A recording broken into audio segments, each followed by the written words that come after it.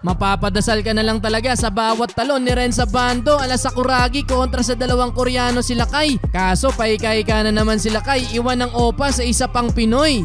Si Ethan Alvano naman ngayon ang nakaharap nila kay Renz Abando. First 2 points ng Wonju DB galing sa Pinoy import. Pasok ang pull-up jumper, hindi naman nagpadaig sila kay mga bro kahit mataas na ang pagkakapasa ng bola. Nasa lupad din ni Renz at naipasa pa sa teammate. Assist pa para kay Abando. 맞습니다. 먼로 안쪽으로 접었어요. 아반도 건네주고 이종현 득점 성공. Mainit ang tapatan ng dalawang Pinoy, pumondo ng 6 points sa first quarter si Alvano. Iwan pa ang Koreano sa crossover. 이선 알바노 직접 해결하는데요. 득점입니다. 뛰고 있는 알바노 수비 속입니다. 득점 성공. Rebound ala Sakuragi naman sa play na to si Abando. Mga bro, pinanis sa talunan ng dalawang Koreano. 안 들어갔어요. 리바운드 렌즈 아반도.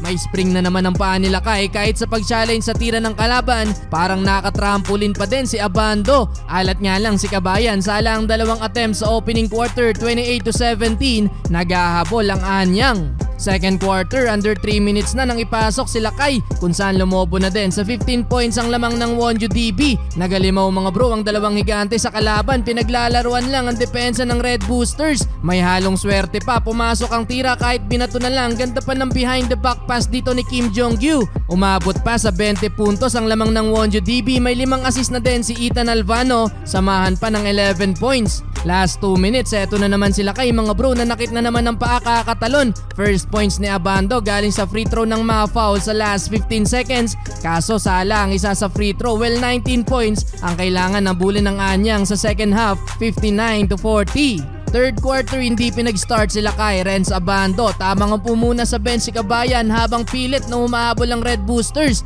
Kaso talagang malabat siya ang butas ng rim sa kalaban mga bro, kahit anong bitaw sa tres pumapasok. Samantalang sa Anyang kahit libre na, alat talaga, pabalik-balik lang din sa 20 ang kalamangan ng Wonju DB. Under 3 minutes na ulit nang ibinalik sila Kai. Mukhang mapapa-wrestling pa sa big man ng kalaban mga bro si Abando, pisikalan sa ilalim, agawan sa pwesto, akala ata papadaig si Abando. Last 30 seconds, finally unang field goal ni Renz Abando. 아반도 쉽지 않네요. 자이프라인 점퍼 들어갑니다. End of third quarter, 20 pa din ang hahabulin ng Red Boosters, 78-58. Well, fourth and final quarter mga bro, talagang hindi na kayang makabalik pa ng Anyang Red Boosters at patuloy lang sa paglobo ang kalamangan ng Wonju DB. Nakapaglaro pa ng ilang minuto dyan si Renz Abando mga bro, pero yun nga lang sa uli, talo ang Anyang. Tinamaan ng malas ngayon si Renz Abando mga bro, 4 points lang, habang si Ethan Alvano nakapondo ng 11 points.